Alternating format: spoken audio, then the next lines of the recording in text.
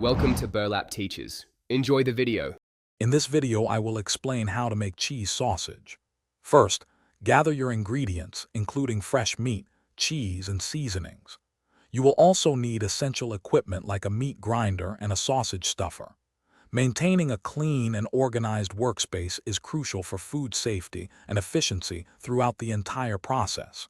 We will cover each step in detail, ensuring you can create delicious homemade cheese sausage with confidence and ease. Begin by selecting a high-quality lean cut of pork, such as a Boston butt, which provides excellent flavor and texture. Grind the meat using a coarse plate on your meat grinder, typically a 3/8 inch size, to achieve the desired consistency. For the cheese, choose a firm variety like cheddar or Monterey Jack. Dice it into small, quarter-inch cubes, ensuring it mixes evenly throughout the sausage without melting too quickly during cooking. Once your meat is ground and cheese is diced, it's time to mix. Combine the ground meat, diced cheese, and your chosen seasonings in a large bowl. Mix thoroughly but gently, avoiding overworking the meat, which can result in a tough sausage. Next, prepare your casings, either natural or collagen.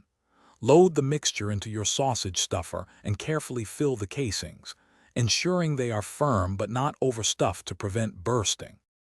After stuffing, your cheese sausage is ready to cook. You can grill, pan fry, or bake it until the internal temperature reaches 160 degrees Fahrenheit.